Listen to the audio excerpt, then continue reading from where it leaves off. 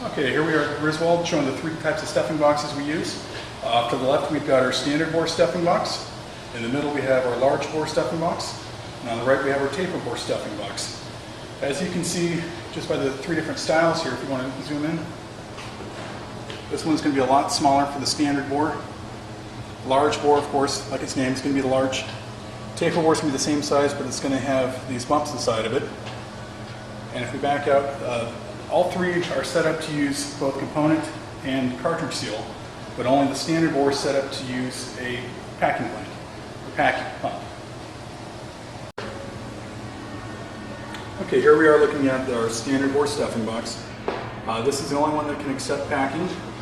This one can also accept a component seal and a cartridge seal, single and double cartridge seals. It's usually used for mild applications, ambient temperatures. A lot of times we like to use a flush seal on there if there is any type of elevated temperatures to dissipate some of the heat.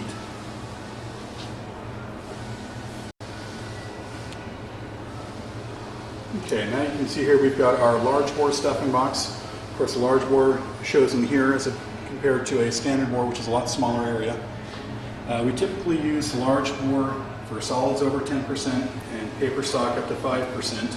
The paper stock really depends on the suction and discharge of the pump. That way we get the correct solids that can go through it. Another thing we use here, it's good for component seals, cartridge seals, both single and double. And because of the large area, it's also great for heat dispersion. Okay, now we're looking at our taper bore stuffing box. As you can see, it's going to have the same diameter as our large bore stuffing box, except it's got the ribs in here.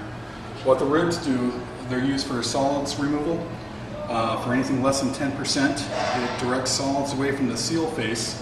It also removes any trapped air and vapors, and it's also great for the heat dispersion because of the size.